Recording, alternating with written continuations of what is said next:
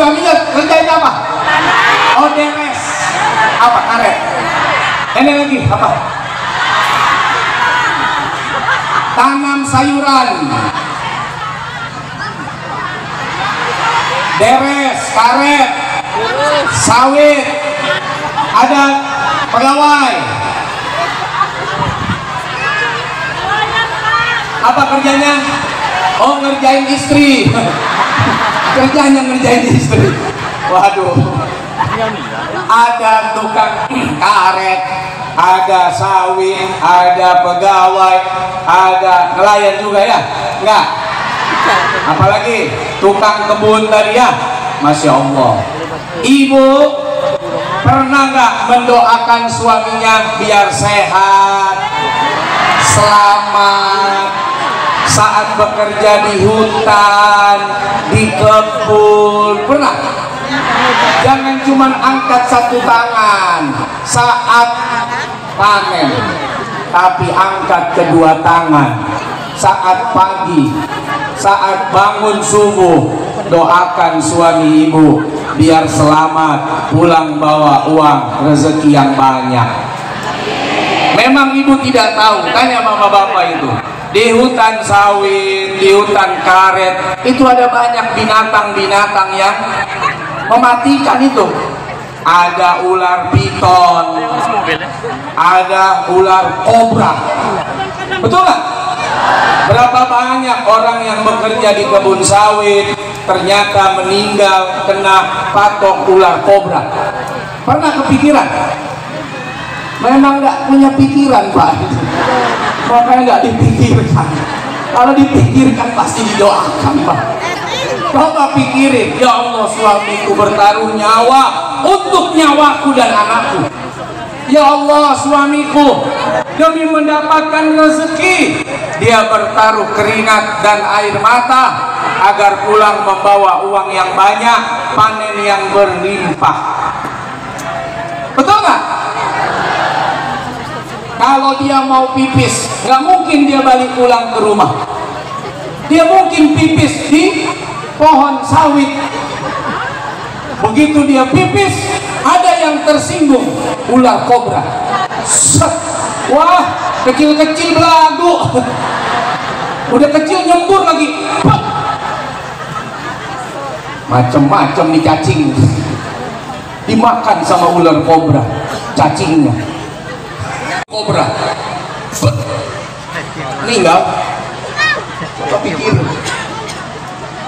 itu demi ibu, demi anak, dia cari duit itu, bertaruh nyawa. Iya, Pak Gub. Ibu ini berpikir, kok Pak Ustadz tahu kayak cacing?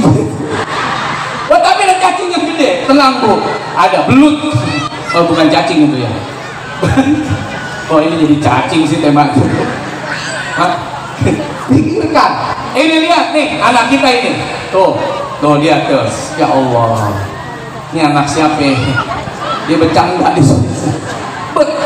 Wah, lihat tuh. Ibu tahu nggak? Coba buka internet nanti sampai di rumah, tanya Mbah Google. Ada boneka dari Prancis, tingginya hanya 1,2 meter. Boneka loh ini, disetting hanya bisa niup suling, dia bawa burung, burungnya hidup. Dikirim dulu. Astagfirullahaladzim. Ibu jangan suka mikirin apa yang saya pikirin ya. Coba masuk ke pikiran saya. Memang ada Deddy Corbuzier.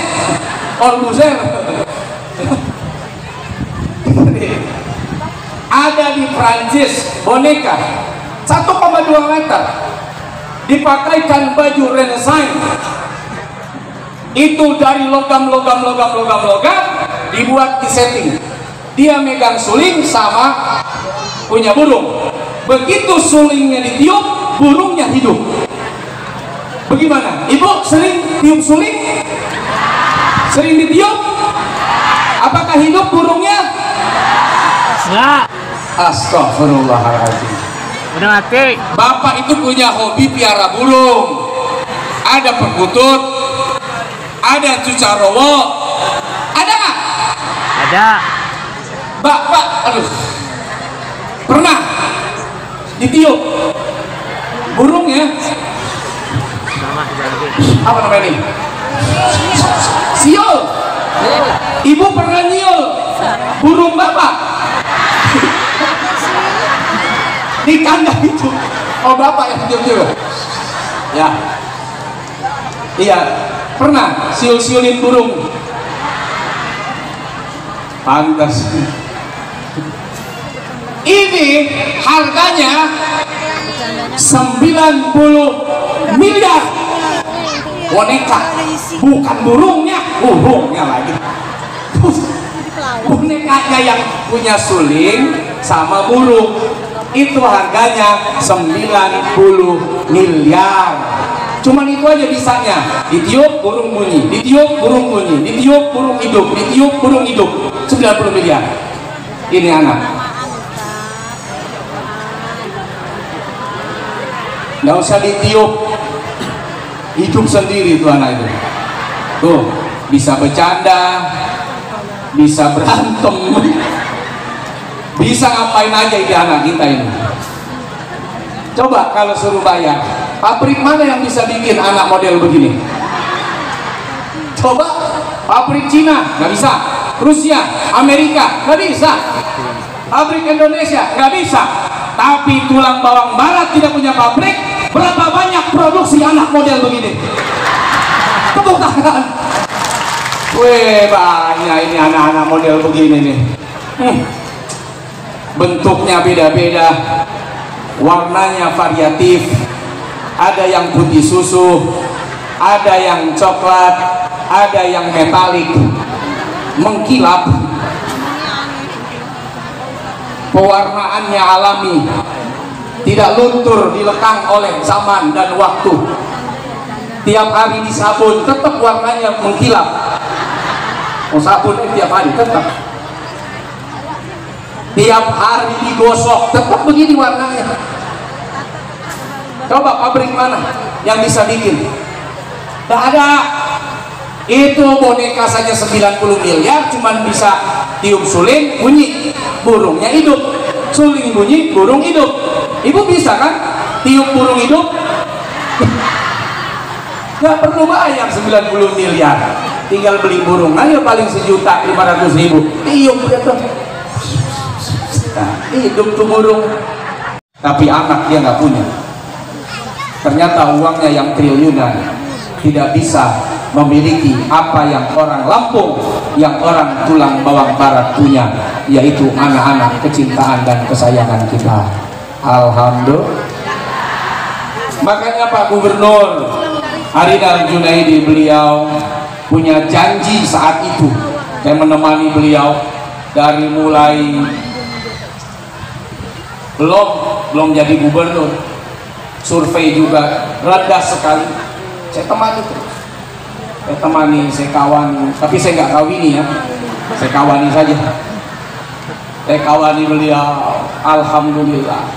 Salah satu janjinya Pak Gubernur Harinal itu, saya kepingin masyarakat Lampung itu bukan hanya kaya dalam harta, tapi juga kaya dalam agama. Maka salah satu program janji beliau adalah bagaimana pengajian-pengajian hidup di seluruh kabupaten kota yang ada di Provinsi Lampung. Tepuk tangan.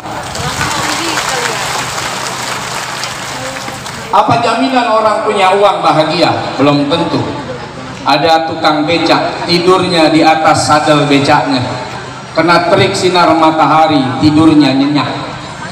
Ada orang uangnya banyak, tidur di atas kasur, bertilamkan sutra, tapi setiap hari gelisah, takut, khawatir. Kalau mati, apakah istriku kawin lagi?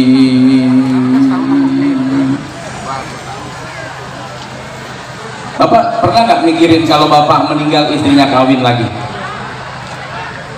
Apakah nanti uang yang bapak cari hanya untuk main judi online, main slot, ya, mabuk-mabukan, Pernah kepikiran begitu?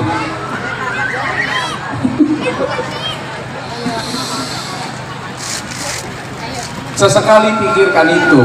Insan yang bisa mengucapkan kalimat Alhamdulillah, Alhamdulillah, Alhamdulillah ala ni'amillah, Alhamdulillah ya Allah atas segala nikmatmu ya Allah. Cuma itu kalimatnya yang keluar di tengah kondisi mata tidak melihat, tangan tidak ada, kaki tidak ada, hanya lisan yang mampu bersuara. Satu waktu di tengah padang pasir Mesir, lewatlah ini seseorang yang bernama Abdullah bin Muhammad, melihat ada tenda. Ini orang susah, ini nampaknya di dalam, ini orang miskin. Begitu dilihat, waduh, sudah miskin, susah, kondisinya seperti itu. Tapi yang terucap selalu kalimat syukur kepada Allah Subhanahu wa Ta'ala. Sampai kemudian ngobrol punya ngobrol. Orang ini bertanya kepada Abu Kilabah, kenapa engkau bersyukur atas segala karunia, padahal kondisimu kayak begini? Sebelum saya jawab, tolong carikan anak saya. Saya kesini, ini anak saya yang bawa. Tolong cari anak saya di mana? Dicarilah orang ini. Tahu-tahu anaknya ternyata sudah ditemukan dalam kondisi dimakan singa. Sudah jadi mayat, dimakan singa. Pergi laporan kepada orang ini. Abu Kilabah dikasih tahu, maaf Pak, anak Bapak sudah meninggal. Saya temukan tadi dimakan singa. Apa jawaban dari Abu Kilabah? Alhamdulillah ya Allah, mungkin engkau berkehendak dengan mematikan anakku saat ini agar dia tidak terkena siksa kelak di nerakamu, agar dia tidak menjadi siksa bagiku ayahnya. Masya Allah, anaknya meninggal masih mengucap Alhamdulillah. Ini anaknya banyak, lebih dari 1, 4, 6, 8 ada, 8, 12, Masya Allah. Sama seperti mertua saya, anaknya 10, Alhamdulillah semuanya jadi orang. Tidak ada yang jadi kuda, semuanya jadi orang. Ayo, anak banyak. Ini anak satu-satunya dimakan singa. Bersyukur kepada Allah, ada husnuzon, baik sangka. Bisa jadi anakku mati saat kecil, saat remaja, mungkin Allah ingin menyelamatkan dia dari siksa dan menyelamatkan aku atas siksa yang dibawa oleh anakku. Lalu kemudian kenapa kau punya kondisi sudah begini nih? Tidak ada mata, tidak ada tangan, tidak ada kaki, tapi masih mengucap bersyukur Alhamdulillah, Alhamdulillah, Alhamdulillah. Apa kata Abu Kilabah? Andaikan petir menyambar, batu menghimpit, lautan menenggelamkanku, selama lisanku masih bisa berbicara, aku masih bersyukur kepada Allah Subhanahu wa Ta'ala. Masya Allah. Walaupun badan terhimpit bumi, air menenggelamkan, hanya tersisa lisan yang bisa bicara. Kalimat yang keluar bukan aduh, buju buleng, awas lo, sakit tahu, tapi Alhamdulillah, Alhamdulillah, Alhamdulillah. Kenapa kau ucapkan Alhamdulillah? Apa kata beliau? Banyak orang punya mata, banyak orang punya telinga, banyak orang punya tangan, banyak orang punya kaki, banyak orang punya duit, banyak orang punya anak, tapi sehari tidak ada kalimat Alhamdulillah, rasa syukur dia kepada Allah Subhanahu wa Ta'ala. Betul gak? Ibu sholat, pulang sholat, masih ada nggak? Allahumma antas salam wa minka, terusin, wahayyina wa adkhilnal jannah tabarak